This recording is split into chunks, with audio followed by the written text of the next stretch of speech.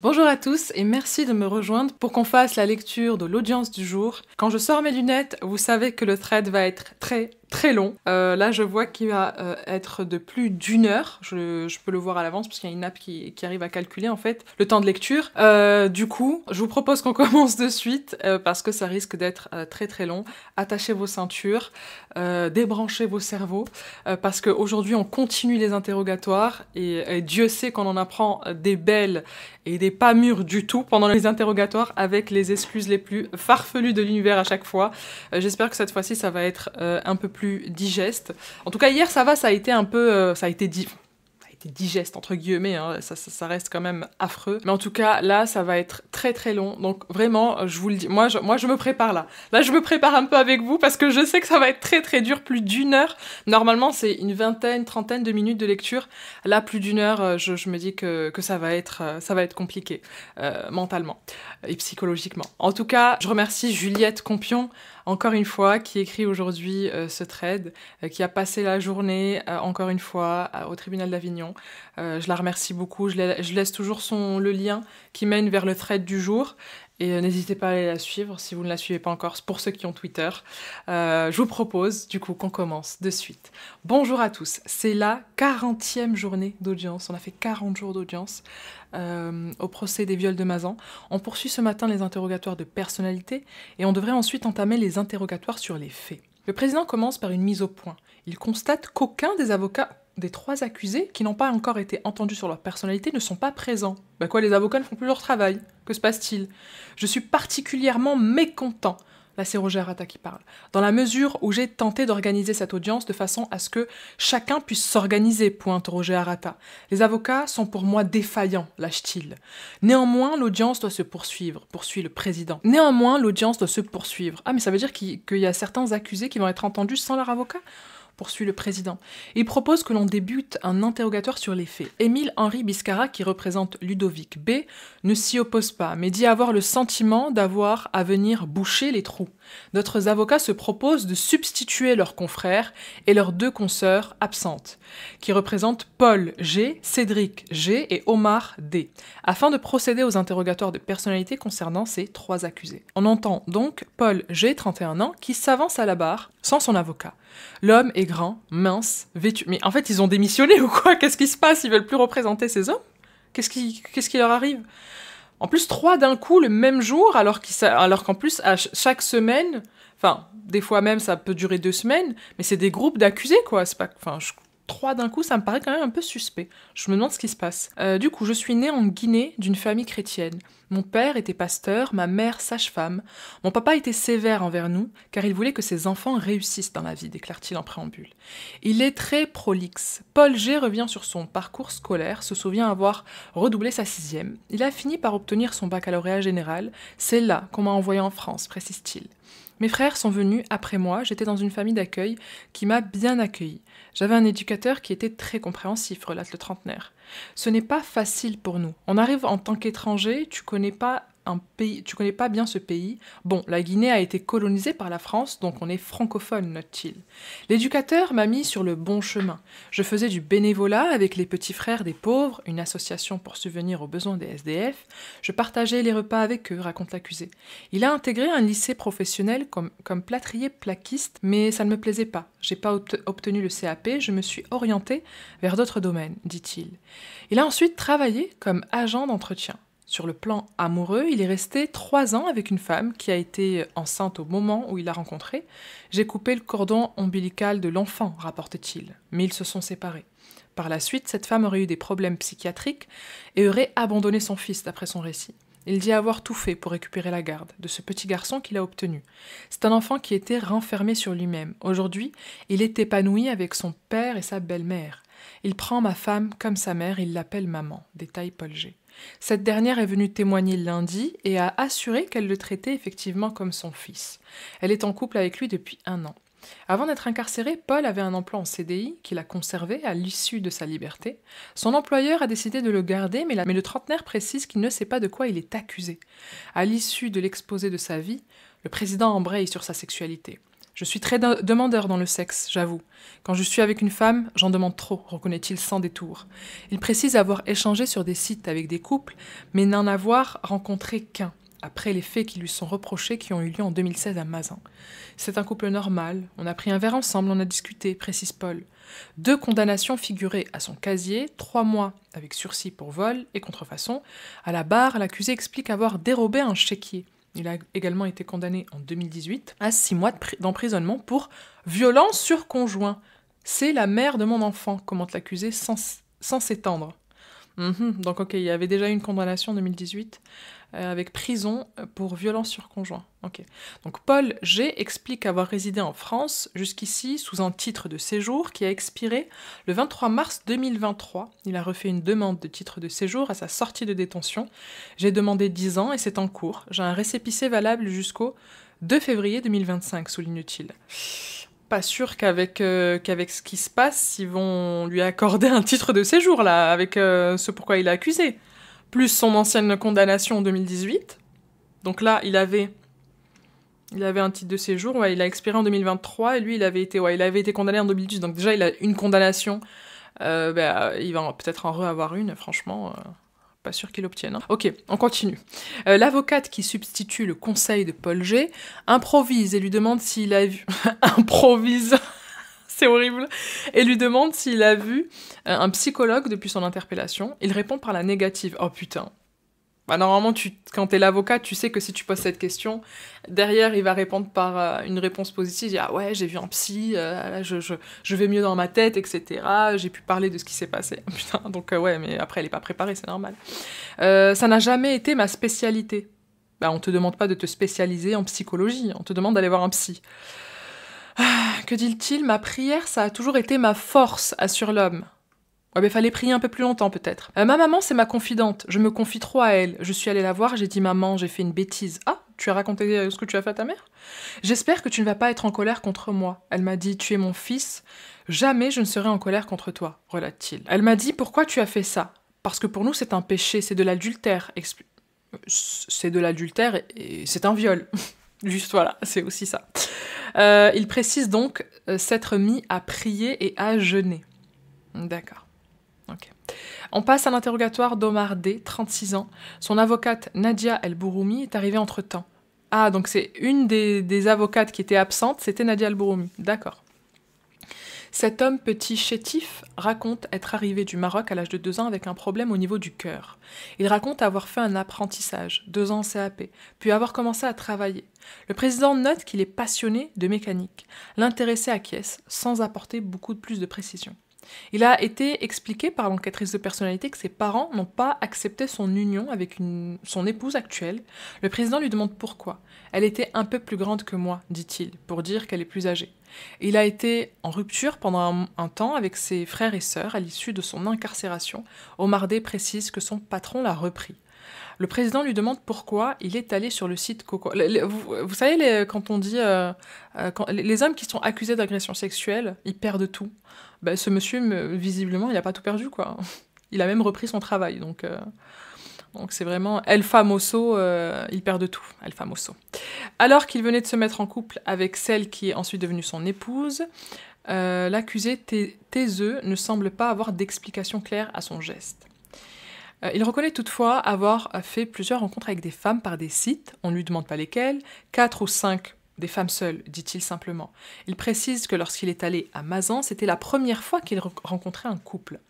Aparté, le laps de temps entre mes tweets n'est pas représentatif de la durée effective des interrogatoires.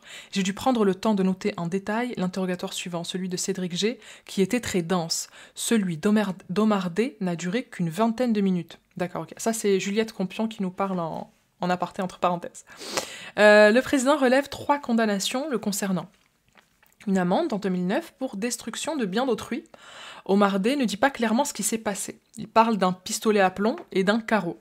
En 2011, il écope d'une CRPC, 80 heures de travail d'intérêt général, convertie en amende pour un refus d'obtempérer et conduite sans permis. En 2018, il doit de nouveau payer une amende de 700 € pour conduite sans permis. Son avocate Nadia Al-Bouroumi tente de le faire exprimer davantage. Dans votre famille, on dit que vous êtes faible, pas considéré. Vous avez eu un problème de croissance. Votre frère est grand et fort, c'est ça, demande-t-elle. On distingue un petit oui en face. Elle insiste. Votre famille a dit que Omar n'est pas considéré. Au quotidien, est-ce que vous avez le sentiment de ne pas avoir votre place dans cette famille, poursuit l'avocate. Pas de réponse claire de son... Mais Omar, discute, parle, dis des trucs. T'es quand même là pour te... T'as le droit de te défendre, t'as une avocate. Enfin, c'est fou quand même, non? Il a un comportement très bizarre, pourquoi il répond pas? Pas de réponse claire de son client. On comprend dans votre personnalité que vous avez toujours travaillé, souligne-t-elle, tentant de lui arracher quelques explications. L'homme a du mal à répondre et n'a de toute façon pas vraiment envie de le faire. Ah bon, ok. C'est compliqué ce que je vous dis, renchérit-elle. On a dit que vous étiez un vilain petit canard. Vous avez eu ce sentiment, insiste Nadia Al-Bouroumi. On n'entend pas la réponse, mais Omar D semble acquiescer. Votre employeur vous a dit, vous restez à la maison maintenant. Le café où vous alliez très souvent, vous êtes autorisé à y aller encore, lui demande-t-elle. Non, par rapport à cette affaire, à cause de la liste sur les réseaux sociaux, explique-t-il. Ah, donc, ok. Donc, ce que je disais tout à l'heure sur le fait qu'il n'y avait pas de répercussions pour les hommes qui sont agressés, eh bien si, finalement. Ils ne peuvent plus aller au café. C'est désolant. On procède à la... Par contre, pour le coup... Alors attendez, je vais juste faire une petite parenthèse harcèlement. Par rapport à la liste qui a été diffusée sur les réseaux sociaux, etc. Moi, je suis absolument contre le harcèlement, même s'ils sont accusés d'une chose ignoble et horrible. Donc ça, non. Ça, non. On n'harcèle pas les gens parce qu'on est contre le harcèlement de tous. Donc on ne fait pas la même chose. On ne lutte pas contre quelque chose que nous-mêmes on fait. Donc sur ça, d'ailleurs, je l'ai déjà dit, que j'étais contre le harcèlement. J'étais aussi, j'ai essayé j'avais fait des vidéos à l'époque, quand la liste, elle était sortie, où je disais vraiment, même, il y en a certains, vous harcelez les familles, les enfants, enfin, ils ont rien fait, quoi. Donc par contre, par rapport à ça, pour le harcèlement, même des accusés, je suis complètement contre. On continue. On procède à l'interrogatoire de Cédric G. Il comparait détenu pour des faits remontant à octobre 2017. 3 ex-compagnes ont livré lundi un témoignage extrêmement négatif de cet homme de 50 ans qui leur a fait vivre un enfer. Il est résumé ici. Ah ok, il y a un petit lien. Je vous le mettrai aussi en description, c'est un lien de chez France Info. Mais c'est l'accusé, si je me rappelle bien, c'est celui qui avait fait prostituer une de sa maîtresse parce qu'il trompait déjà l'une avec l'autre et qu'il lui demandait de l'appeler papa. Enfin, c'était ce monsieur très bizarre. L'homme grisonnant, vêtu d'une veste noire, s'approche du micro. Entouré d'autres accusés, assis derrière lui, il commence par nuancer le témoignage de celle que j'ai appelée Alissa dans l'article ci-dessus. Ok, parce qu'ils n'ont pas donné son vrai nom.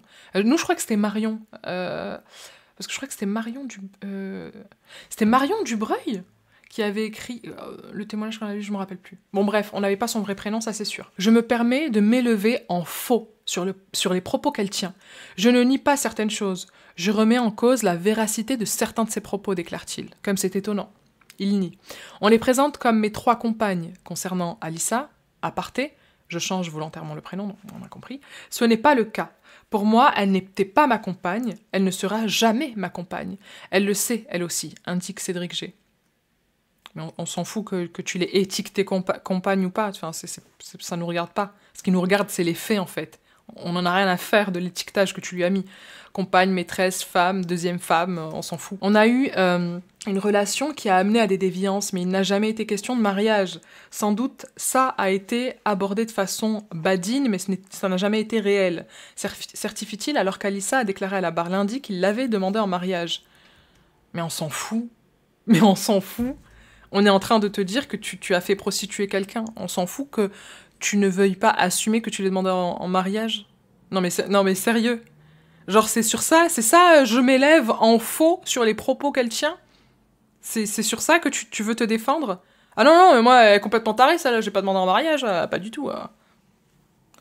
Bon bref, elle parle de relations incestueuses avec ce qu'elle dit être une de mes cousines. Ce n'est peut-être pas de l'ordre de la diffamation, mais relève surtout, je pense, de la rancœur et de la haine, qui est légitime, monsieur le président. Ouais, en gros, elle avait dit qu'il avait eu une relation avec une cousine à lui, donc une relation incestueuse, et un oncle aussi, je crois, qu'il y avait dans l'histoire.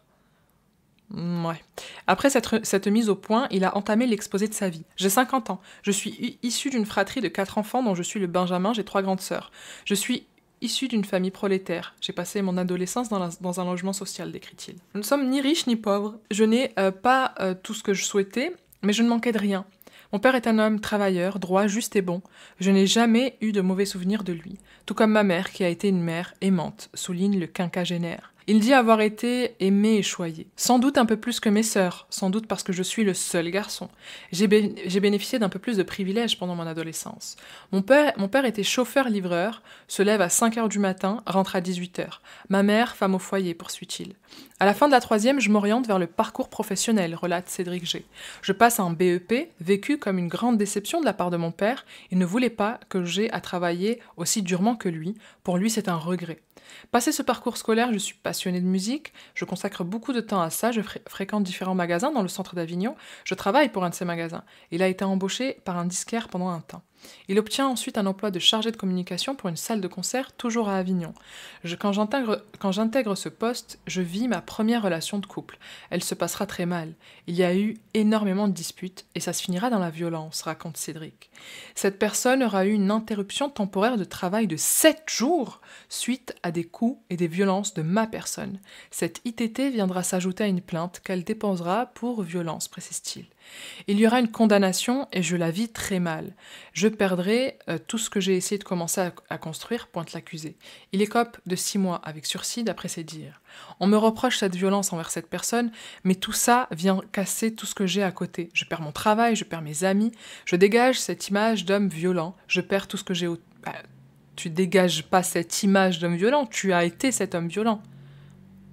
Tu ne dégages pas d'image, tu as agi en tant que tel.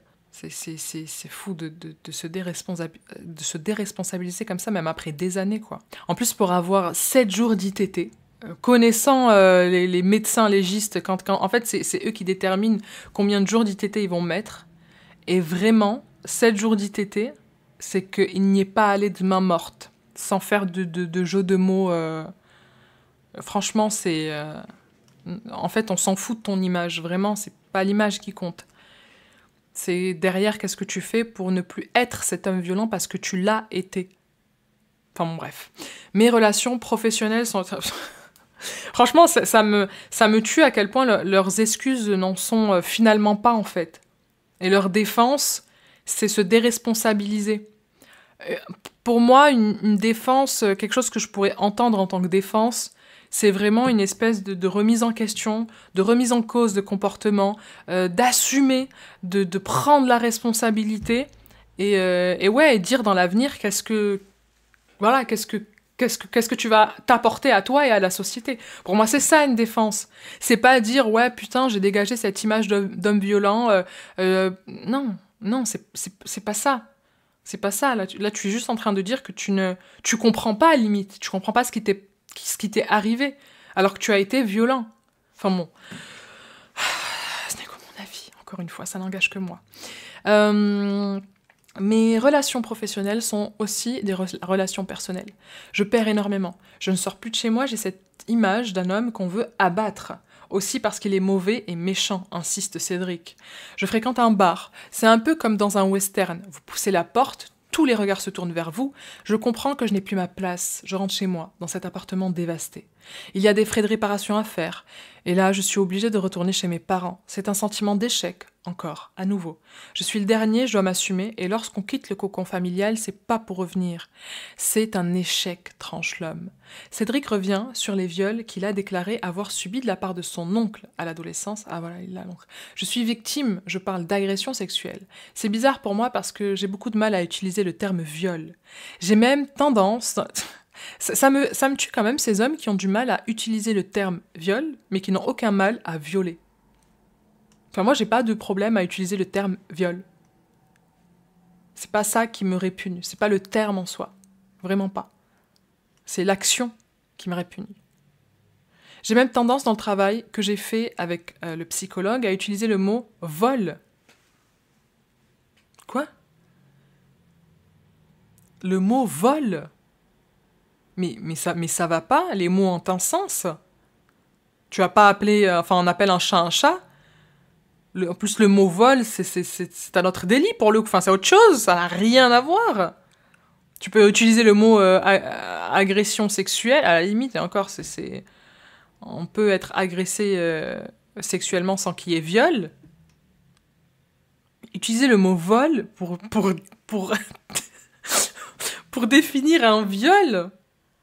Mais en fait, non, on va s'arrêter 5 minutes, enfin pas 5 minutes, mais comment tu peux avoir du mal à utiliser le terme encore aujourd'hui, mais t'as pas eu de mal à pratiquer, à faire cette action? Comment fonctionnent vos cerveaux? On s'en fout que tu dises le mot viol, c'est pas le mot Voldemort. Juste ne sois pas Voldemort. Je pense que le fait de ne pas employer ce terme m'amène à ce dont je suis accusée aujourd'hui. Analyse-t-il. Attendez, je relis sa phrase. Je pense que le fait de ne pas employer ce terme m'amène à ce dont je suis accusée. Oui, probablement. Peut-être. Enfin, c'est pas juste ça, mais oui, il faut pas diaboliser le terme. Faut diaboliser l'action. C'est plus ça. Bon, bref, ce travail que j'entreprends aujourd'hui, c'est très difficile. Ce premier point de bascule, ça se passe avec un oncle du côté maternel, le seul frère que ma mère ait, et qui, au moment des faits, a plus de 10 ans que moi, précise-t-il. Cédric avait alors 12 ans. Il est le seul oncle dont je suis relativement le plus proche, le plus jeune oncle que je puisse avoir. Je passe souvent du temps avec lui et un jour, il me met à disposition des revues pornographiques et il me dit « Tiens, regarde, ça va te plaire ». Je n'ai aucune notion de ce qu'est la sexualité. C'est quelque chose qui commence à m'interroger. J'ai ce contenu à disposition et j'ai beaucoup de mal à l'exprimer. Il va m'amener à la masturbation dans un premier temps, puis ensuite à la fellation, poursuit-il. C'est terrible parce que je me penche sur ces événements passés et j'ai mis un voile. Je pense que j'ai fait un déni de la chose, c'est difficile. Cela se reproduira chaque fois que je me rends dans cette maison familiale, dans la Drôme, rapporte Cédric. Un jour, ça s'arrêtera car cet oncle meurt d'un accident de voiture lors d'un baptême d'une de mes cousines. C'est une période où je sens que quelque chose ne va pas chez moi et je n'arrive pas à nommer le viol. Je n'ai aucune idée de ce qu'est un viol à cette époque. C'est très bizarre ce sentiment, il y a de la culpabilité. Mais je n'en parle pas à mes parents, j'ai mis sous le tapis, pointe l'accusé. J'ai une sorte de colère, de haine. C'est très difficile à verbaliser pour moi à l'époque, et j'ai besoin d'un exutoire. C'est bien le terme employé. J'aurais pu sombrer dans l'alcool, dans la drogue, mais moi je me tourne vers le sexe, constate l'homme de 50 ans. Je vais vivre des aventures plus ou moins épisodiques, j'ai besoin d'un exutoire, le sexe pour expier. Ça démarrera quand je retourne chez mes parents, j'ai plus d'une vingtaine d'années, se souvient-il. C'est terrible parce qu'à l'époque, Internet n'est pas à la portée de tout le monde, donc faut prendre des numéros surtaxés qu'on peut trouver dans des journaux gratuits, des 08. C'est le moyen à ma disposition qui me permet de me plonger là-dedans, relate Cédric G. C'est terrible, car c'est un coût financier et je le fais subir à mes parents, relève-tu. Quoi? Mais... En gros, il appelait des 08, des numéros surtaxés, et c'est ses parents qui payaient en plus. Mais ça va pas. Ils ne comprennent pas, je ne suis pas en mesure d'expliquer, et donc je disparais du domicile sans crier gare. Je sens qu'il y a une panique chez mes parents, une détresse chez eux, mais ça ne se verbalise pas. Avec mes parents, il n'y a jamais eu de communication, comme c'est étonnant. Je n'ai jamais manqué de tendresse, mais on parlait simplement de banalité, observe-t-il. Le président lui demande des précisions sur les faits de viol qu'il ne nomme pas comme tels. Oui, c'est un viol, même si j'ai du mal à le formuler, il y a des pénétrations, admet-il. Ah là, je pense qu'il parle de ce dont il est accusé chez les Pélicos. Le président relève par ailleurs son enquête de personnalité, parle d'un enfant qu'il aurait eu avec une ex-compagne.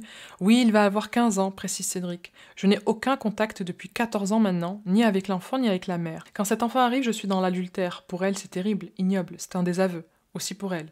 Elle vient d'avoir un enfant, forcément. Elle souhaite que je ne la voie plus, observe Cédric. Le président note un éloignement très rapide. La première année, il y a eu des contacts avec ma fille, mais au bout d'un an, mon ex disparaît. Mais je ne ferai rien pour la retrouver. Au vu de la vie que j'ai préféré finalement qu'elle s'en occupe d'elle-même, toute seule. Car à l'époque, pour moi, c'est une charge trop lourde. Trop lourde. C'est terrible, hein? Excusez-moi si mes propos peuvent être choquants, déclare Cédric hésitant. Le président l'interroge sur la période des faits reprochés en octobre 2017. Il est alors en couple avec celle qui souhaite être appelée Marion. Ok, d'accord. Ma sexualité est déjà sacrément... j'ai du mal à trouver les mots. Je suis dans la déviance. Faut appeler un chat un chat. Putain, il utilise la même expression que moi. Il y a cette addiction qui est là. C'est terrible. Dès que je suis seule, je suis comme le lait sur le feu. Je ne suis pas le centre d'intérêt, il y a cette compulsion qui revient et que j'ai besoin d'éteindre, décrit-il. D'où le fait qu'il consulte régulièrement le site Coco. Le président note que des images pédopornographiques ont par ailleurs été retrouvées sur son ordinateur. Pendant la période du Covid, je travaillais dans une brasserie.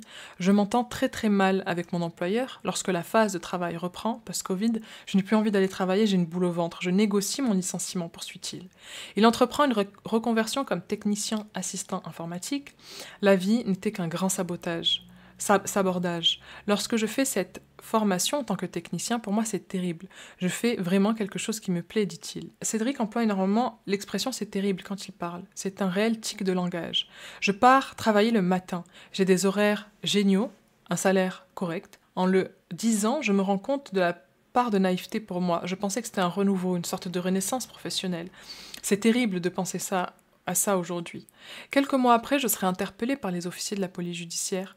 Je ne suis pas pratiquant, pas religieux, mais je pense que c'est une sorte de retour de flamme, analyse Cédric. Il y voit un signe dans les faits qu'il a effectué cette formation en informatique en face du cabinet de celle qui deviendra son avocate dans le cadre de ce procès. Si je suis là aujourd'hui, ce n'est pas du hasard. C'était inéluctable. Il dit avoir un psychologue tous les 15 jours. La prise en charge psychologique n'est pas évidente au début. Il m'a fallu du temps pour effectuer ce travail, car il y a le choc carcéral qui est très compliqué. L'incarcération vous prive d'une certaine liberté, mais elle laisse aussi du temps pour pouvoir travailler sur vous.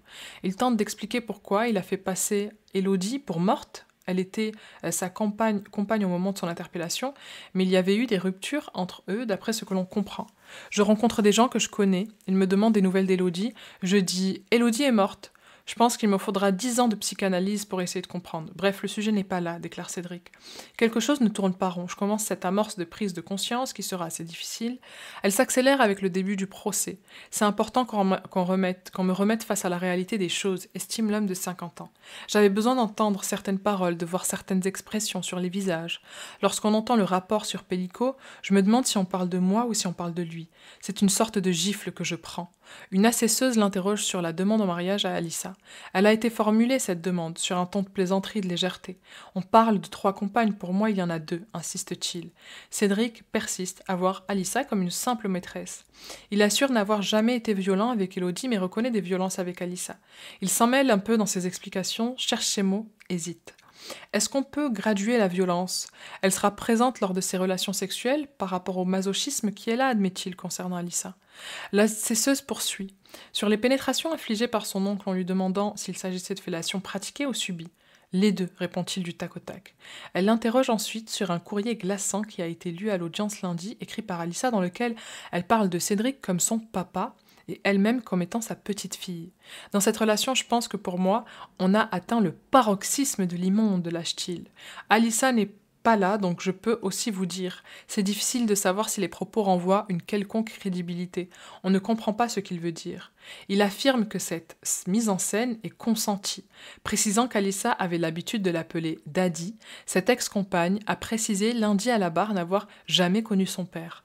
Pour moi, c'est excitant, je ne le nie absolument pas. Il y a cette notion de daddy. Est-ce que je m'en sers? Bien sûr que je m'en sers. C'est une perche qu'on me tend. Pour quelqu'un qui est déviant comme moi, je la saisis, cette perche, observe Cédric. Une assesseuse note qu'il a rompu tout lien avec sa famille alors que son enfance est décrite comme normale. Il explique avoir définitivement coupé les liens après son retour au domicile familial quand il a commencé à consommer frénétiquement de la pornographie. J'ai décidé de disparaître, je ne sais pas verbaliser ce qu'il se passe, je sais que j'ai vu des choses, mais même encore aujourd'hui, je ne sais pas faire le lien avec tout ça, affirme le quinquagénaire. Il y a un désespoir, une non-compréhension des 2 côtés. Et pour éviter de la souffrance à mes parents, je pars. Ça explique les faits que je coupe tous les ponts, ainsi qu'avec le reste de ma famille, y compris mes sœurs. La mère de sa petite fille, qu'il n'a pas vue depuis 14 ans, lui reproche des attouchements sur elle, rapporte une assesseuse. Ah bon. Et qu'il nous disait, ouais, j'ai jamais essayé de les retrouver. D'accord. Qu'est-ce qu'il nous répond? Aucunement. Je m'érige contre ça. Votre question est tout à fait légitime, mais en aucun cas je n'ai jamais procédé à des attouchements, affirme-t-il.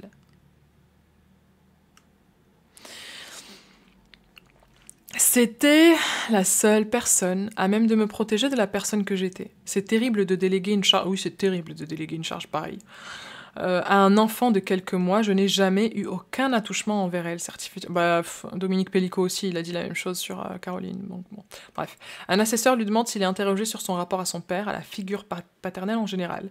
Cette question que vous posez, je ne me la suis pas encore posée, elle fera partie de ce processus, déclare-t-il. Une assesseuse lui demande quelle image il a de la femme. C'est terrible parce que cette question, je me la suis souvent posée au vu de tout ce que j'ai pu produire au long de ma vie, de malsain, cette énergie que j'ai mis dans la diffamation, la mise en danger. Est-ce que ça fait de moi quelqu'un de véritablement misogyne, phallocrate, misanthrope, de machiste ? C'est terrible. Mon image de la femme, ce serait facile de donner cette image de la femme d'aujourd'hui en disant que la femme est l'égale de l'homme, dit-il. Il semble cheminer dans sa réflexion au fil des questions. L'assesseuse rappelle qu'il a divulgué les coordonnées... Ah oui, ça aussi, c'est vrai, on avait oublié ça. Il a divulgué les coordonnées de plusieurs ex-compagnes sur Internet, appelant à les violer et les mettant donc en danger. Oh mon Dieu, c'est horrible, c'est vraiment horrible. Je suis borderline, mais je n'ai pas de pathologie, de psychose. Tout ça frôle la schizophrénie quelque part. D'un côté, je suis le type le plus ignoble, le plus horrible. Cette diffusion d'informations... Il se demande s'il aurait dû avoir une forme de pitié pour Élodie au vu de sa maladie. Elle a une sclérose en plaques, elle s'est exprimée lundi à la barre en fauteuil roulant.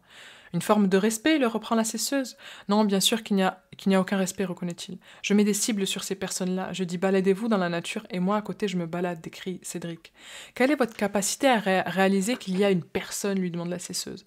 Je ne l'ai pas. Je suis honnête avec vous, rétorque l'accusé. Antoine Camus, l'un des avocats de Gisèle Pellicot, l'interroge. Vous portez un regard sur votre sexualité compulsive en disant que c'est un exutoire, d'une violence et d'une colère intérieure. Elle a produit ses effets sur 3 femmes, relève-t-il. Est-ce que cette colère et cette violence, vous l'avez également fait subir à des hommes?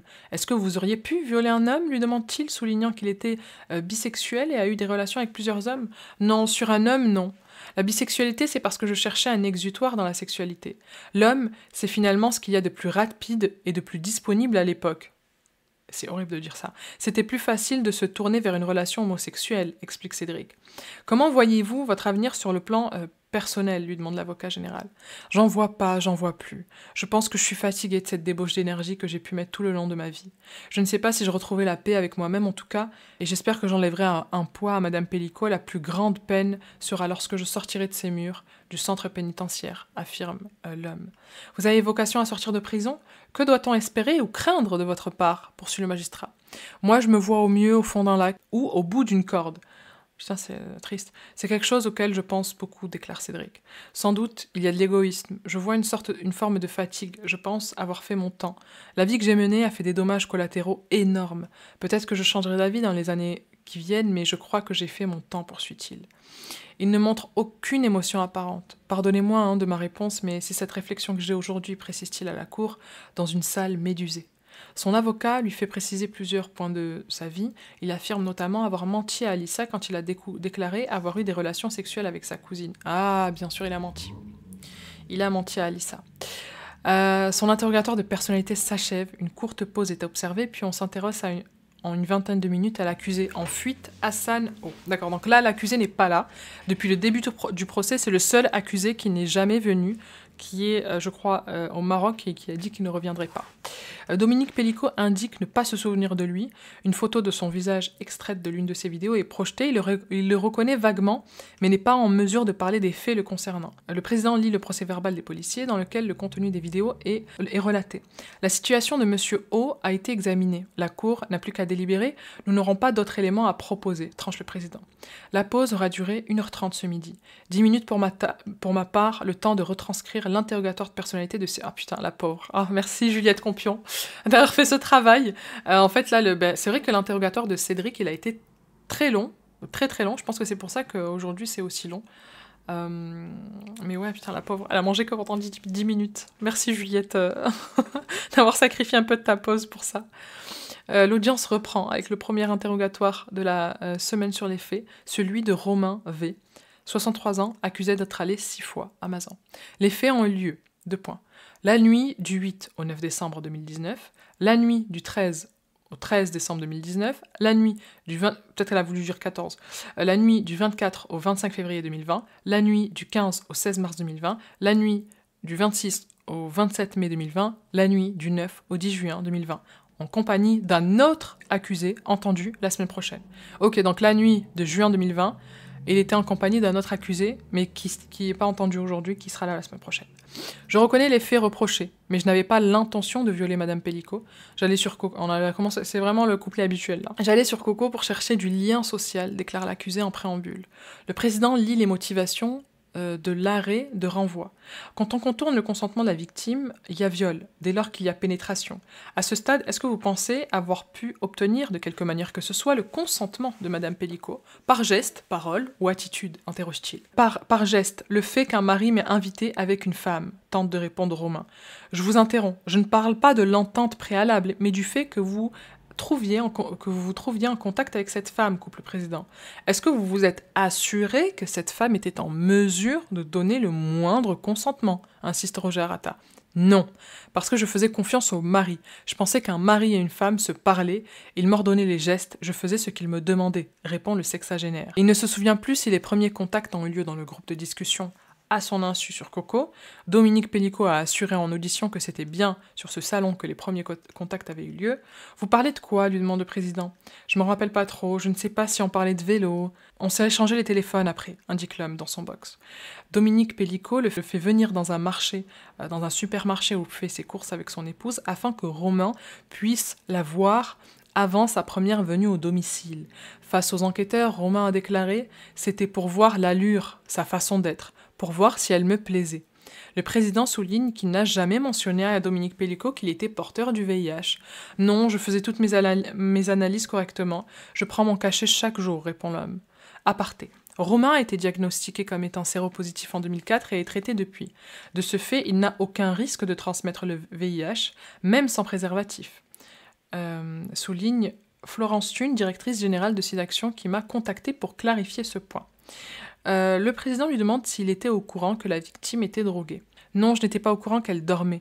Je n'étais pas au courant que c'était par rapport à des médicaments qu'elle venait de prendre, affirme-t-il. Pour lui, la victime était en état de semi-réveil par la fatigue. Sérieusement, monsieur V, lâche le président. Le président énumère les différents faits de viol en lisant le procès verbal des policiers. De multiples pénétrations péniennes et buccales sont relatées avec l'aide active du mari. La victime ronfle bruyamment.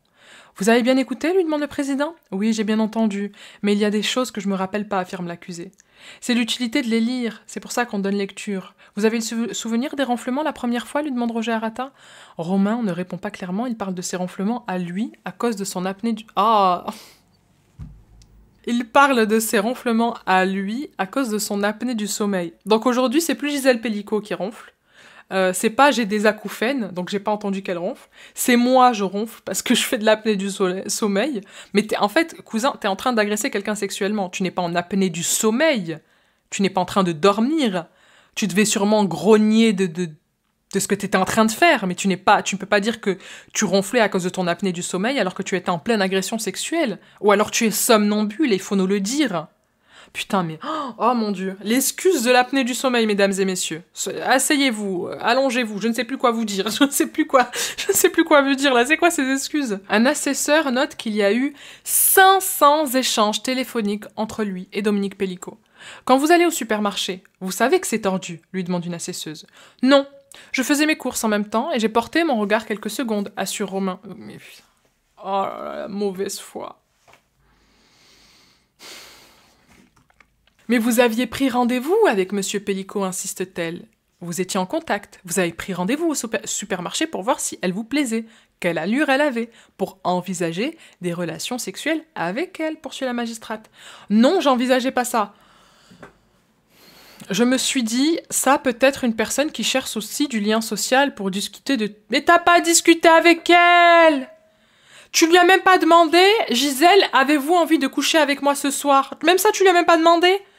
Arrête de... Ah, mais ça va pas. Je croyais qu'elle cherchait du lien social pour discuter de tout.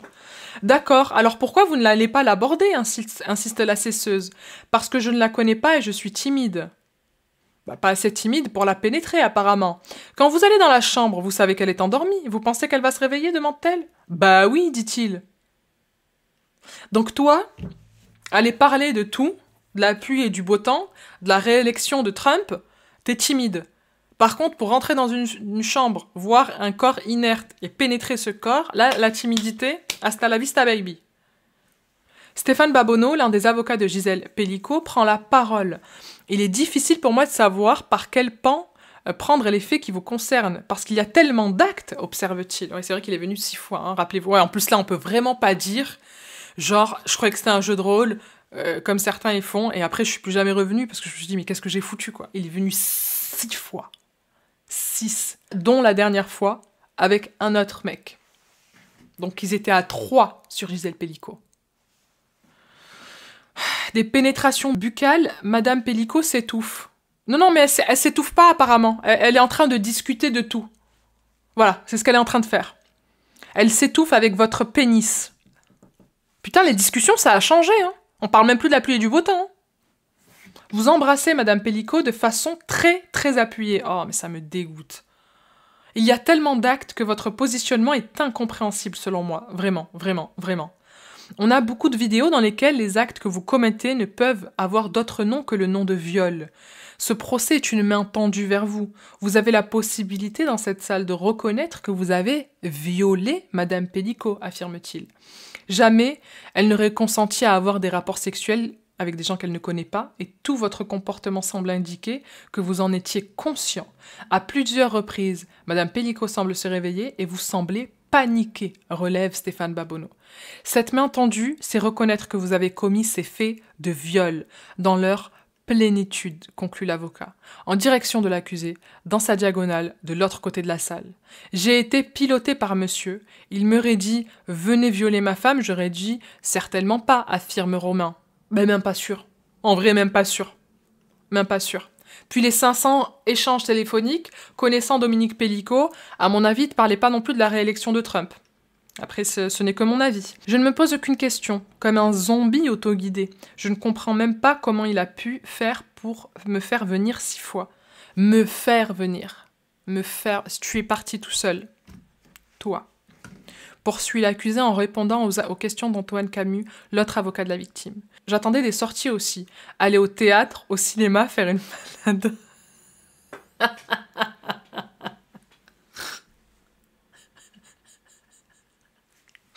J'enlève mes lunettes, je veux plus voir ce qui se passe.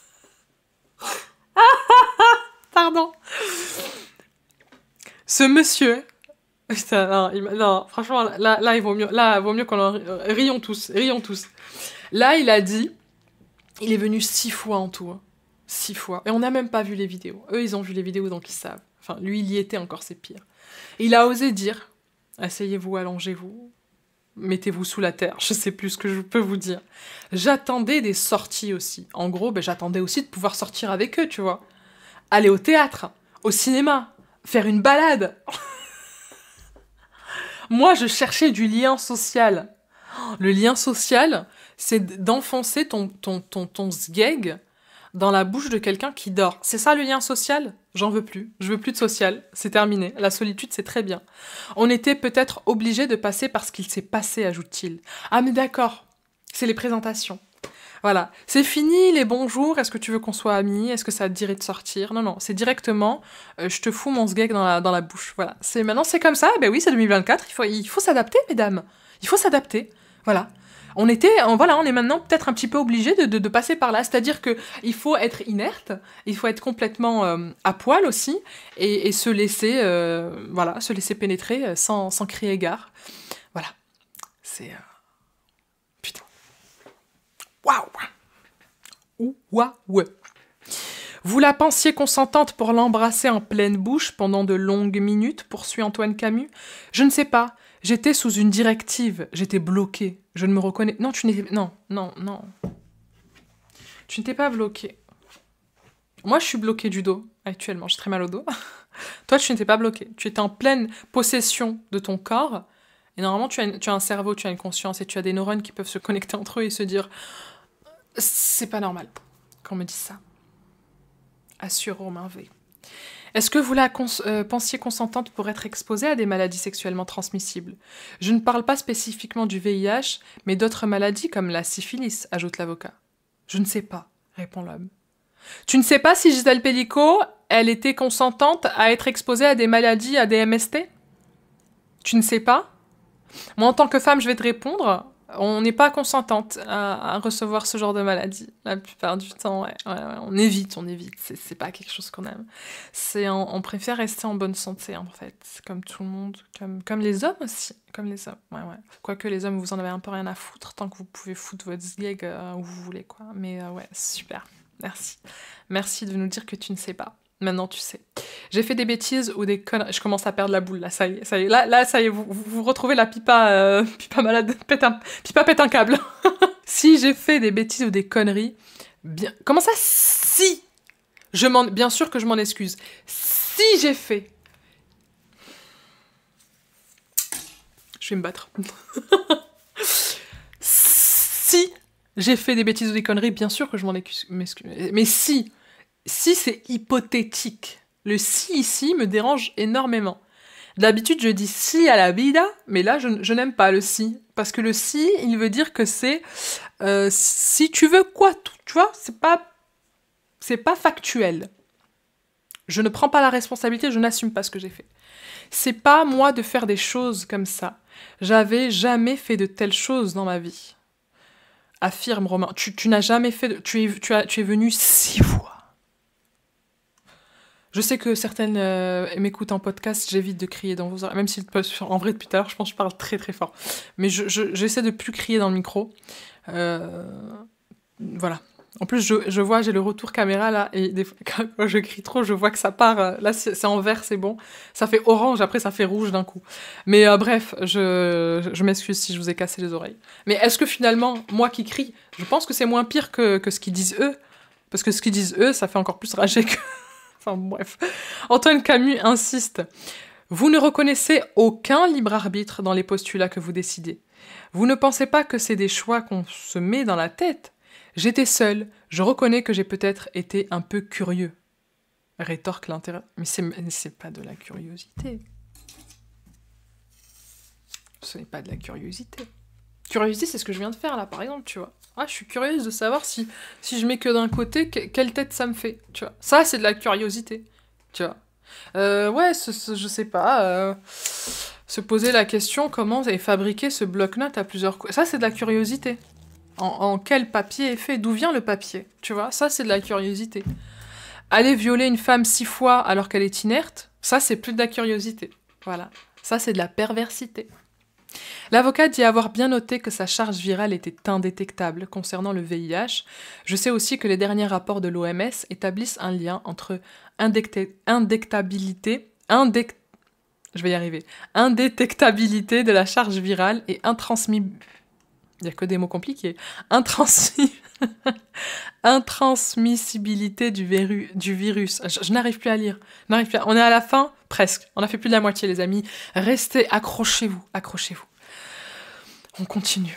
Mais il souligne qu'il faisait régulièrement des contrôles pour vérifier sa charge virale, car celle-ci peut augmenter, notamment s'il est infecté par telle ou telle maladie supplémentaire. Bah oui, mais sachant en plus que t'as chopé la syphilis, c'est pas foufou, quoi. Cela peut fragiliser l'équilibre acquis par trithérapie, note l'avocat. Moi, ça ne me dérange pas de me faire contrôler, rétorque l'accusé. La question n'est pas là. On lui a fait courir un risque que vous négligez, au motif que votre charge virale est indétectable, souligne Antoine Camus. Romain assure qu'il se retirait lors de l'éjaculation. Mais on s'en bat les couilles. On s'en bat les yucks. Mais qu'est-ce qu'on s'en fout? Mais qu'est-ce qu'on... Bref. Louis-Alain Lemaire, l'avocat de Romain, souligne que son client reconnaît la matérialité des faits et qu'il n'y a donc pas besoin de projeter les vidéos le concernant. Il regrette une forme de sensationnalisme. Franchement, rien que pour ces paroles qui ne reconnaît pas les « si j'ai fait des bêtises » ou ah non, mais peut-être qu'elle était consentante. Ah, moi, j'avais envie de lien social. Rien que pour ça, j'aurais diffusé les vidéos. Rien que pour ça. Romain présente ses excuses à Gisèle Pellico. Ferme ta gueule. Je regrette tout ce qui s'est passé. Je n'avais pas l'intention d'être... de violer madame. Putain. Je sais pas ce qu'il a voulu dire d'être un violeur. D'être Je sais pas. Je demande pardon. J'ai des regrets, beaucoup de regrets, assure-t-il. Gisèle Pellico ne l'écoute pas. Nous non plus, on l'écoute pas. Elle échange avec la juriste de l'association France Victimes qui l'accompagne depuis le début du procès. Ah putain, ça me fait plaisir de savoir qu'elle est entourée. On procède à la diffusion des vidéos, mais avant cela, ah mais du coup, ils vont mettre les vidéos quand même. Une photo de Gisèle Pellico est projetée, retrouvée dans le même dossier que ces vidéos, enregistrée en date du 1er mars 2020, quelques mois avant l'arrestation de Dominique Pellico. Elle est éveillée, souriante, vêtue d'un pull rayé bleu marine et blanc, contraste saisissant avec les vidéos atroces qui suivent. Sur la première vidéo diffusée, Romain embrasse la victime à pleine bouche avec sa langue. Pardon. Celle-ci ronfle bruyamment. La salle est silencieuse. Presque aucun accusé ne regarde, sauf le principal concerné. Mais regarde bien! Tu nous diras où est-ce que tu as trouvé le consentement et le lien social. Tu vas nous dire. Sur la deuxième vidéo, l'accusé pénètre la victime en missionnaire. On entend très distinctement la télévision en fond, les pubs qui défilent. La victime est notamment vêtue de bas noir. La scène est éclairée. Romain lui lèche ensuite les seins. Elle ronfle bruyamment. Sur lien social, rappelez-vous, c'est le lien social qui cherche. Sur la troisième vidéo, l'homme lui impose des pénétrations digitales. Allongé en biais derrière elle, il sourit. Romain impose une fellation à la victime, allongée au-dessus d'elle. Elle semble proche de l'asphyxie par moments. L'asphyxie, ça veut dire lien social aussi. Stéphane Babonneau reprend la parole. « Est-ce que vous avez violé Madame Pellico ?» demande l'avocat. « Non », répond Romain.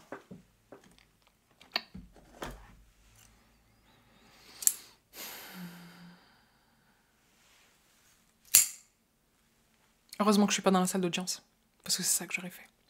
Très bien positionné, si vous voyez ce que je veux dire. Là, c'est dur, là.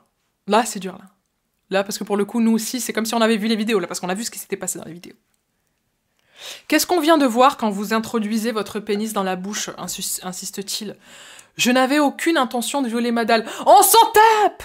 Pardon, pour les filles qui m'écoutent en podcast. Je n'avais aucune intention de violer madame. On s'en fout que t'avais l'intention. Tu l'as fait, mais... Oh, Dominique Pellico est interrogé à son tour. Je suis un violeur. Mais moi, je reconnais, à la différence de votre client. C'est lui qui me contacte, sur Coco, assure-t-il d'un ton morne, assis dans le box. Je ne reconnais pas l'homme devant moi. La première chose qu'il m'a demandé, c'est « Est-ce que je peux la voir, madame? Est-ce que je peux voir madame à Leclerc ?» Coup dur pour Leclerc. Ce qu'il a fait, il l'a suivi dans les rayons, assure le suivant. J'ai juste jeté un petit coup d'œil, moi, c'était un hasard, ils étaient là, voilà, ils m'ont dit qu'ils allaient à Leclerc, il l'a suivi dans les rayons. Il l'a suivi dans les rayons. C'est là que, en fait, on se rend compte que, bon, pour le coup, Dominique Pellico, il dit la vérité. Sur ce procès, il n'en a plus rien à foutre, à part quand il s'agit de l'inceste, parce que c'est trop pour lui, je pense. Mais là, il dit la vérité. La vérité, rien que la vérité. Et c'est là qu'on voit le contraste avec les accusés qui essayent de nous endormir par moments. Et là, c'est ce qu'il a fait. Il dit qu'il a arrêté lui-même de venir. C'est faux. C'est moi qui l'ai appelé pour lui dire que j'allais arrêter, affirme-t-il. Louis-Alain Lemaire, avocat de Romain, l'interroge à son tour et estime, au passage, le visionnage de ces vidéos n'apporte rien. Si ce n'est une espèce de voyeurisme qui, personnellement, m'indispose un peu. Écoute, Louis-Alain Lemaire, si tu penses que le visionnage de preuves n'apporte rien... qu'est-ce qu'il te faut, en fait? Qu'est-ce qu'il te faut? En fait, là, c'est plus des vidéos en 4K qu'il vous faut, c'est 8K? C'est 8K? Qu'est-ce qu'il faut? C'est quoi comme appareil qu'il faut pour que ce soit considéré comme des preuves de culpabilité? Qu'est-ce qu'il vous faut? 8K? 8K? 16K bientôt? On ne sait pas? Il se tourne ensuite vers son client. On vous a posé la question de façon insistante. Est-ce que vous êtes venu pour violer sciemment Madame Pellico, lui demande-t-il. Non, maître, je suis pas venu pour violer madame, je voulais rompre ma solitude. C'est quand même incroyable quand les gens d'un certain âge n'aient pas envie de faire autre chose que ça. D'ailleurs, voilà, on va changer de sujet quelques minutes pour que je puisse me dire. J'ai un nouveau clavier, regardez, il est pas magnifique, il est trop beau. Voilà, et j'ai aussi la souris qui doit arriver avec. Parce que celle-là commence à rendre l'âme. La faute à qui? La faute à qui? Mais voilà, donc celle-là, elle va me servir quand j'ai ma nouvelle souris. Celle-là, je me ferai un plaisir de la jeter. Non, c'est pas possible. C'est pas possible. C'est pas possible. On est en plein cauchemar, on est en plein délire. Je voulais rompre ma solitude. C'est quand même incroyable que les gens d'un certain âge n'aient pas envie de faire autre chose que ça. Ça, tu es venu que pour ça, tu n'as fait que ça. Ça, c'est ce qui t'a intéressé. Ça, c'est pourquoi t'es venu 6 fois. Le ça. Les gens d'un certain âge n'ont pas envie que de ça. De n'importe quel âge, ils n'ont pas envie que de ça. Il n'y a que toi qui as envie que de ça. Tu es venu 6 fois. Et pendant 6 fois, tu n'as eu que ça. Et pourtant, tu es revenu 1 fois, 2 fois, 3 fois, 4 fois, 5 fois, 6 fois. Et tu n'as eu que ça. Donc là, tu projettes complètement. Là, il est en pleine projection. Ce mec est malade. Voilà, allez. Son avocat continue d'interroger, mais l'appelle Monsieur Pellico. C'est déjà arrivé à Maître El Bouroumi, ça. C'est arrivé. Les petits lapsus révélateurs. Il s'excuse et se reprend. Il leur a fait 2 fois le lapsus pendant l'audience. Waouh. Sommes-nous étonnés? Pas du tout. Béatrice Zavarro pose à... Je me demande s'ils font pas exprès. Hein? Fort de plot, pour le drama. Béatrice Zavarro pose à son tour quelques questions à l'accusé. Nadia El Bouroumi, qui représente un autre accusé, demande à intervenir après cette prise de parole de sa consoeur. Systématiquement, ma consoeur, maître Zavarro, prend la parole pour mettre en cause les accusés. Les questions doivent être posées dans l'intérêt de son client et pas systématiquement à vouloir mettre en cause, s'agace l'avocate, en élevant la voix comme à son habitude. Elle poursuit. La défense doit être... N'empêche, Nadia El Bouroumi, on peut dire ce qu'elle veut, mais son taf, elle le fait avec toujours en élevant la voix. Elle est tout le temps vraiment agacée. Elle doit leur faire peur, n'empêche. La défense doit être adaptée et suivre le principe de l'impartialité. Normalement, dans un procès pénal, les avocats généraux vont obtenir, et nous, la défense, on prend la parole en dernier. Ouais, ok. Elle estime que Béatrice Zavarro tente de faire l'avocat général et tente de faire la partie civile. Elle réaffirme au passage, comme elle a déjà fait auparavant, la presse nous empêche de travailler. Ben non, on bosse en fait. C'est vous n'arrivez pas à l'heure. Certains ne viennent même pas. Vous confondez vos clients qui sont accusés, vous les confondez avec Monsieur Pellico. À un moment donné, faut pas tout remettre sur la presse, hein. Vous êtes pas bon, vous êtes pas bon. Je vous demande, consoeur, de rester dans votre rôle, insiste-t-elle. Et moi, je vous demande d'intervenir pour votre client et pas Monsieur Romain V. Rétorque Béatrice Zavarro qui tente de justifier la raison de telles questions qu'elle a pu poser. Nadia El Bouroumi estime que les questions de sa consoeur à certains accusés donnent l'impression, dans ce procès, qu'il y a de la collusion avec la partie civile. À un moment donné, je pense aussi que Dominique Pellico, il a dû lui dire « Faites tout pour décharger un maximum ta Gisèle, l'aider, aider en tout cas la partie civile en ce sens. De toute façon, si c'est un souhait de son client, elle va pas aller à l'encontre. Comme Nadia El Bouroumi fait son travail de défendre ses accusés. Donc bon, c'est comme si là on lui reprochait ce qu'on a pu lui reprocher, c'est de faire n'importe quoi sur les réseaux sociaux, mais en soi qu'elle défende ses clients, c'est son travail. Et on est en France. Tout le monde a droit à une défense, enfin bon, bref.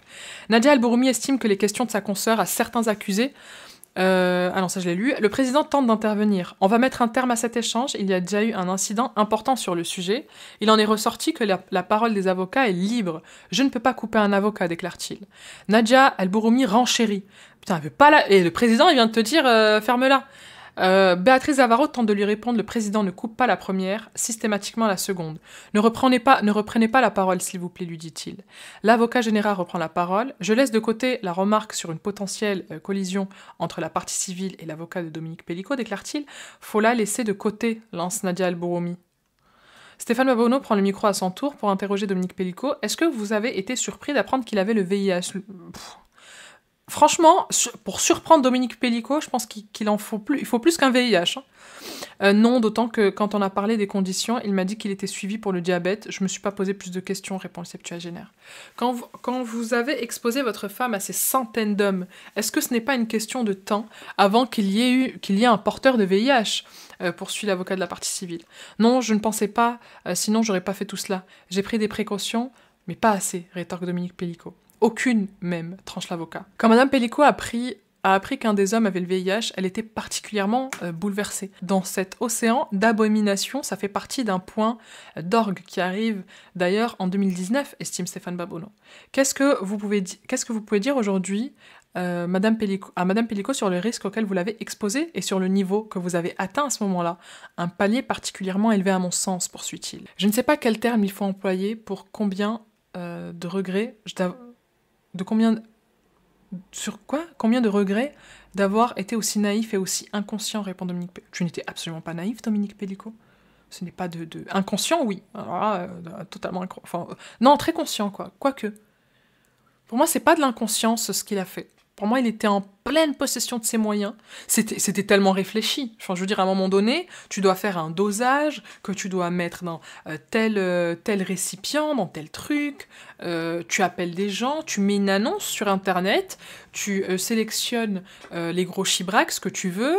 Enfin, tu prépares la caméra, tu fais gaffe. Regardez, moi aussi, hein. Quand je dois utiliser ma caméra, voilà, j'ai les petits trucs ici pour les charger, donc il avait sûrement des batteries. Moi, je m'en sors pas, les vidéos, je vous les filme en 4K. J'ai besoin de 1 milliard de disques durs, donc tu vas acheter des disques durs. Tu dois aller quoi? Tu vas aller chez Darty, la Fnac, etc. Tu dois les prendre, tu dois les brancher. T'es conscient, t'es pas inconscient. Y a pas d'inconscience. Donc même le naïf et inconscient, pour moi, c'est non. Con et conscient, pourquoi pas? Con conscient. Répond Dominique Pellicot, toujours sur un ton morne et plat. C'est le mot naïf. Parfois, vous ne trouvez pas plus de mots que les autres, accuse et observe l'avocat. Je ne suis pas infaillible, je le regrette profondément, rétorque l'intéressé. Après une pause d'1/4 d'heure, on passe au deuxième interrogatoire sur les faits, celui de Sandrick V, donc pas Cédric, Sandrick, 44 ans, accusé d'être venu 2 fois à Mazan, en juillet 2016 et en janvier 2018. Jusqu'ici, il ne reconnaissait pas les faits de viol. J'ai toujours dit que je n'avais aucune intention de violer cette personne. On est habitué. J'ai toujours dit que je n'avais aucune intention de violer cette personne, mais à ce jour, au vu de toute cette affaire, on ne peut pas nier les faits. Je ne peux pas nier les faits, déclare-t-il. Donc vous avez évolué, relève le président. Tout à fait, répond l'homme qui comparaît détenu. Il déclare être venu au domicile le jour même de sa prise de contact avec Dominique Pellicot sur le site Coco. Les 2 hommes s'étaient échangé des photos auparavant. Sandrick lui envoie une photo de son sexe. Qu'est-ce que je vous disais ? C'est qui a le plus gros chibrax, est-ce que ça me convient ou pas? Voilà, c'est vraiment ça, c'est qui a la plus grosse. Le retraité lui envoie un cliché de son épouse, nue au bord d'une piscine, précise l'accusé. À son arrivée sur place, il assure, voir tout de suite, qu'elle dort, c'est l'un des rares accusés à déclarer cela. Je me rappelle d'être entré et fait le tour du trépied, il m'a donné des directives, vas-y, ah il a un trépied aussi, un trépied, il est équipé, hein. Meilleur équipement qu'un créateur de contenu. Vas-y, installe-toi. J'ai commencé à la caresser, lui faire un cuni. Voilà, détaille-t-il concernant les premiers faits. Le président lit le procès verbal qui relate le contenu des vidéos pour Sandrick V. Plusieurs pénétrations, tentatives de pénétration avec les encouragements et l'aide de Dominique Pellicot. Cela fait plus de 10 minutes que ça dure. Admettez aujourd'hui que Mme Pellicot était dans l'incapacité d'accorder le moindre consentement, demande le président après cette longue lecture des faits. Au moment des faits, oui. À la prise de conscience, dans la discussion avec M. Pellicot, je suis sûre d'avoir un couple en face de moi. Après, j'ai plus réfléchi. Bien évidemment, évidemment. Une fois que le sgeg, tu vois, il est excité, ça y est, c'est bon. Il n'y a plus de cerveau, apparemment. Hein, le sang ne circule plus. La première fois, vous avez la sensation que quelque chose n'allait pas, poursuit Roger Rata? Non, pas du tout. Et la deuxième fois non plus? C'est au cours de l'enquête face au juge d'instruction et aujourd'hui à la barre que vous admettez qu'elle n'était pas en mesure de donner son consentement, insiste-t-il? Oui, tout à fait. Des photos ont été retrouvées sur le disque dur de Dominique Pellicot, dans le même dossier que les vidéos concernant Sandrick V. On y voit Gisèle Pellicot inconsciente, avec une feuille posée sur ses jambes, sur laquelle est écrit « Je suis une salope soumise ». Oh putain, ça m'avait tellement brisé. Sandrick assure n'avoir jamais vu cette feuille qui n'apparaît pas dans les vidéos le concernant. L'absence totale de réaction de la victime ne vous a pas choqué, lui demande une assesseuse. Non, au vu des échanges sur Coco, c'était leur fantasme. À partir de là, je ne me suis pas posé plus de questions, répond l'accusé. Avoir des relations sexuelles avec une femme endormie fait partie de vos fantasmes, lui demande la magistrate. Pas du tout, répond-il. Vous voyez Madame Pellicot endormie et vous procédez à des actes sexuels. Vous pensez que c'est un sommeil naturel, demande une autre assesseuse. Je pense que oui. Il n'est pas question de médicaments, de drogue ou de quoi que ce soit, assure-t-il. Ils sont quand même longs, tous ces actes. On voit qu'elle est complètement inconsciente. Cela ne vous étonne pas qu'elle ne se réveille pas à un moment ou à un autre, reprend la magistrate. Sa réponse n'est pas claire. Je ne sais pas quoi vous dire, dit-il ensuite. Vous reconnaissez avoir violé Madame Pellicot, lui demande Stéphane Babonneau. Au vu de l'affaire, je peux considérer que j'ai violé, oui, répond Sandrick. On ne saura jamais si vous en aviez l'intention, tente de poursuivre l'avocat. Moi, je vous l'ai dit, il n'y avait pas d'intention et j'ai été trompé, coupe l'accusé. Mais le pénis dans sa bouche, vous croyez le mari directement, poursuit l'avocat. Il y a beaucoup de fantasmes très particuliers, répond l'homme. Mais c'est votre fantasme aussi, souligne Stéphane Babonneau. L'avocat interroge ensuite Dominique Pellicot sur l'écriteau insultant mentionné précédemment posé sur les jambes de son épouse, le septuagénaire assure d'emblée qu'il n'a rien à voir avec Cendric V. Ok, donc Pellico, il dit que quand il a écrit « Je suis une salope soumise », Cendric, le mec, il avait rien à voir. Oui, certes, mais cet écriteau a l'air d'avoir été apposé au moment de sa visite, puisque les vêtements sont ceux que l'on voit sur cette vidéo. Il y a toujours cette volonté d'humiliation très forte. C'est peut-être lui qui l'a demandé, qui sait. J'envisageais de demander à visionner cette photo, je ne le fais pas. On a toujours essayé de comprendre. Je suis une bonne salope soumise. Pourquoi trouvez-vous l'envie de rédiger ce texte, le poser sur votre femme ? C'est complètement déplacé. Il n'y a pas d'humiliation ou autre, c'est un plaisir égoïste et personnel. Je ne saurais pas vous expliquer, demande Dominique Pellico. Toujours très calme, presque blasé. Donc il sait même pas pourquoi, pour lui c'était pas une humiliation de mettre je suis une bonne salope soumise en écriteau sur elle. Genre pour lui, il n'y a pas de souci. Enfin, c'est pas qu'il n'y a pas d'humiliation, quoi. C'est juste, c'est un petit kiff. Non, c'est pas un kiff, ça. Certes, c'est un plaisir pour vous, mais cette photo a été réalisée pour la transmettre, questionne le président. Jamais, c'était pour moi, uniquement pour moi. Est-ce qu'il vous arrive souvent de pleurer, monsieur V ? Lui demande son avocat, Louis-Alain Lemaire. Rarement, rétorque l'accusé. Son avocat rappelle qu'il a fondu en larmes en voyant les vidéos le concernant en garde à vue. Bah, il devait être dégoûté qu'ils avaient les vidéos. Logique, ça veut pas dire qu'il regrette. Bref. Vous vous souvenez comment s'est passé votre premier interrogatoire de comparution, 48 heures avant ? Vous étiez avec votre femme dans une vie paisible, souligne l'avocat. On s'écroule. On est venu me chercher lundi matin en garde à vue à Bastia.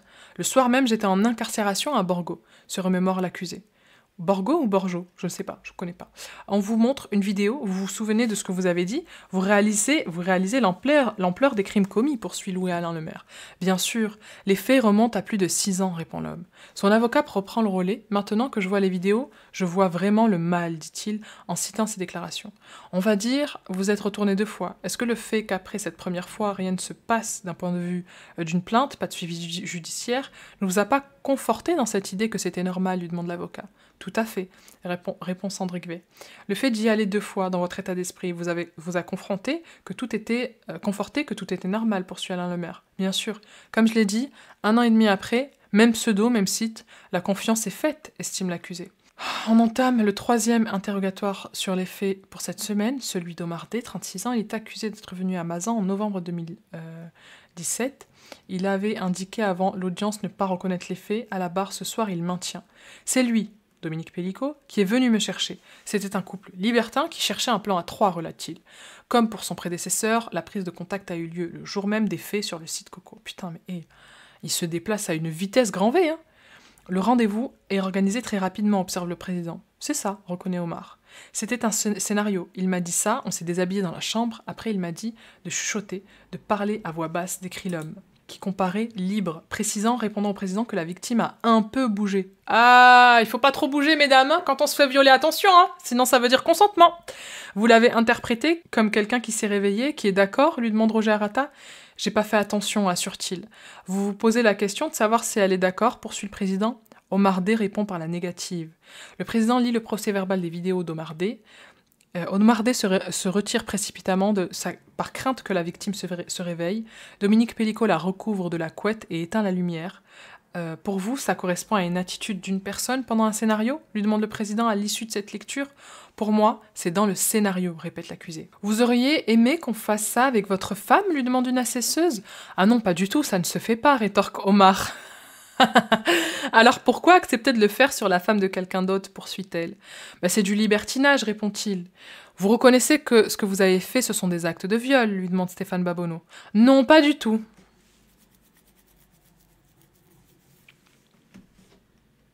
Cette position, vous ne l'avez toujours pas eue, notamment lors de votre première audition en garde à vue, pointe l'avocat de la partie civile qui procède à la lecture de ce qu'il avait déclaré. Vous reconnaissez l'avoir violé, lui demandait le policier. Ben oui, je ressens de la haine et de la colère et du dégoût, avait-il répondu. 4 ans plus tard, vous semblez ne plus être d'accord avec ça, relève Stéphane Babonneau. Pas de réponse, dit l'intéressé. Bah tiens, l'avocat général prend le relais. J'ai entendu que vous avez parlé d'un scénario, c'est un mot qui revient chaque jour dans cette enceinte. Mais vous ne dites pas en quoi consiste ce scénario. C'est pas une carte joker, c'est une histoire qu'on raconte, pointe-t-elle. Elle sera allongée, il y aura des rapports sexuels avec elle. Raymond, pas ouf le scénario, hein. Putain, Steven Spielberg, on arrive. Attention. Les scénarios, maintenant, c'est une phrase. Elle sera allongée, il y aura des rapports sexuels avec elle. Voilà, hop, la fin du scénario. J'espère que préparez vos Césars, vos Oscars, etc. hein. Donc vous avez des relations sexuelles avec une femme allongée, c'est tout, poursuit la magistrate. C'est par rapport à son plaisir à lui, dit l'accusé d'une petite voix. Elle est allongée, mais elle dort, elle est inconsciente. C'est dans le scénario, ça demande-t-elle. Oui, qu'elle soit allongée, articule Omar. Il vous précise dans quel état elle sera? Non, il me l'a pas dit. Mais donc ça veut dire que, normalement, ton scénario, c'est juste elle est allongée. C'est ça le scénario que vous avez écrit tous les deux. Vous avez dû passer peut-être par ChatGPT pour écrire ce scénario. Et donc dans le scénario, elle est juste allongée. Donc normalement, elle n'est pas censée être endormie, inerte, inconsciente. Son avocate, Nadia Al-Bouroumi, intervient et le coupe, estimant que l'avocate générale prend un ton très violent. Non. Je crois qu'en matière de violence, je n'ai pas de leçon à recevoir, lance l'avocate générale. Je n'accepte pas ce qui est en train d'être dit. Donc je vous demanderai soit que ça cesse immédiatement, soit de suspendre l'audience, poursuit-elle à l'attention du président. Le président demande de poursuivre, ce que fait la magistrate. Omar dit ne pas avoir fait attention à l'état de la victime. Pourquoi faire, me direz-vous? Comment avez-vous pu ne pas faire attention? Ce n'est pas la première fois que vous avez une relation sexuelle avec une femme, dit-elle. C'est agréable pour vous d'avoir des relations avec une femme dans cet état, demande-t-elle. Non, dit l'homme. Et pour elle, c'est agréable, vous croyez, poursuit l'avocat général? Pas du tout. Zéro question, c'est ça? J'ai pas percuté. J'ai une... Putain, mais c'est pas possible. Une longue vidéo est diffusée. Omar D. baisse la culotte de la victime, lui impose des pénétrations digitales, la lumière est soudainement beaucoup plus forte, il s'allonge derrière elle, Dominique Pellicot intervient, pousse les jambes de son épouse sur le côté pour aider au rapport, l'accusée la pénètre, elle bouge, se retourne, Dominique Pellicot pose rapidement la couette sur elle, éteint la lumière. « Vous êtes marié, monsieur D. Les policiers vous ont demandé si vous feriez ça à votre épouse, vous avez dit jamais de la vie. Si vous voyez ça sur elle, vous le qualifieriez de viol, lui demande Stéphane Babonneau. J'ai pas de réponse. Ah bah tiens, t'as pas de réponse, tiens. Dominique Pellicot est invité à donner son point de vue. Il ne dit pas ce qu'il ressent réellement. Dès le départ, il sait qu'elle est endormie à son insu. C'est tout ce que j'ai à dire, déclare-t-il d'un trait. Nadia Al-Bouroumi prend la parole à son tour. Quand on vient vous chercher pour la garde à vue, est-ce que vous comprenez que vous avez violé quelqu'un, lui demande-t-il. Ah non, pas du tout, affirme Omar. Vous dites qu'il vous a dirigé, que vous vous sentiez en confiance, car il l'était là, poursuit-elle. Oui, comme j'ai dit, j'ai eu confiance en lui direct. Pourquoi vous considérez que vous n'êtes pas un violeur, demande l'avocate. Je n'ai pas voulu faire de mal à une femme. C'est quoi un violeur pour vous? C'est quelqu'un qui agresse, qui force, Pas du tout, mais en fait non. Enfin, aussi. Mais là par exemple, tu n'as pas forcé parce qu'elle était endormie. Elle était sédatée, cette dame. Donc t'as pas besoin de forcer. Voilà. Tu n'as même pas appris ça pendant que tu étais détenu, Omar? Elle le pousse à présenter ses excuses à la victime. Sinon, ils vont dire qu'on ne l'a pas fait, estime-t-elle. On s'en serait passé, glisse Stéphane. Mais ça, mais ferme-la. Mais ferme-la. Sinon, ils vont dire qu'on l'a pas fait. On s'en fout de tes excuses de merde. Gisèle Pellicot dit la même chose derrière lui et lui fait non de la tête. Non, mais elle s'en tape de tes excuses. Hein. Maintenant, je suis vraiment désolée, madame, déclare Omar. Maintenant. Les mots sont importants qu'ils utilisent. Les si et les maintenant. Je suis pas désolée pour ce que j'ai fait. Hein. Là, maintenant, à l'instant T, je suis dans une audience. Et je suis jugée pour un fait que je n'assume même pas. Notez bien ce mot, très important, le maintenant. Cette longue journée d'audience s'achève là. On entendra demain l'expert psychiatre Laurent Layet qui a procédé à l'examen de 7 accusés de la semaine et la suite des interrogatoires sur les faits. Avant de raccrocher, voici quelques photos que j'ai pu prendre de la salle d'audience ce soir. Il y a le box des accusés, celui de Dominique Pellicot, le rectangle de la partie civile où prennent place tous les jours Gisèle Pellicot, son accompagnatrice de l'association France Victimes, quelques proches qui viennent parfois la soutenir et ses 2 avocats. Merci d'avoir suivi ce fil. Merci beaucoup d'avoir regardé cette vidéo jusqu'au bout. J'essaierai aussi de vous mettre les photos, comme ça vous pouvez voir à quoi ça ressemble aussi. C'était horrible, voilà, c'était très long. On a tourné pendant plus d'1 heure, là, ça a été très très long. Voilà, je vais vous monter ça au plus vite. Je vous mets sur YouTube au plus vite. Au jour où je vous fais cette vidéo, on est le 6 novembre. Donc comme d'habitude, vous avez toujours un peu de retard hein, pour la mise en ligne sur YouTube. J'en suis désolée. Mais c'est pas grave, parce qu'à chaque fois vous me dites c'est pas grave, prends ton temps pour les mettre en ligne. Enfin après des fois aussi c'est YouTube qui met du temps à valider.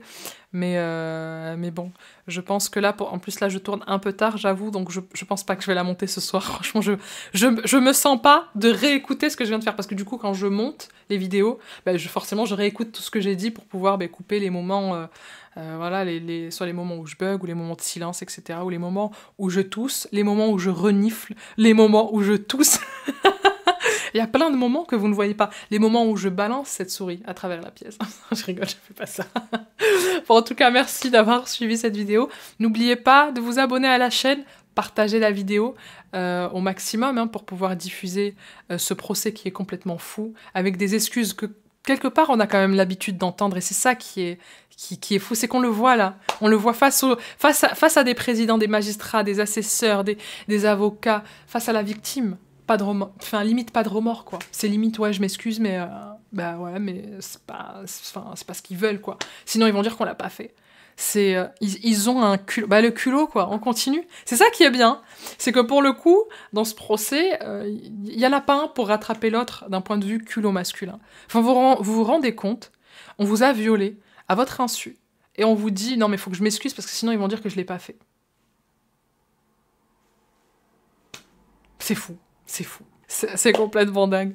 Merci d'avoir regardé cette vidéo et je vous dis à très vite.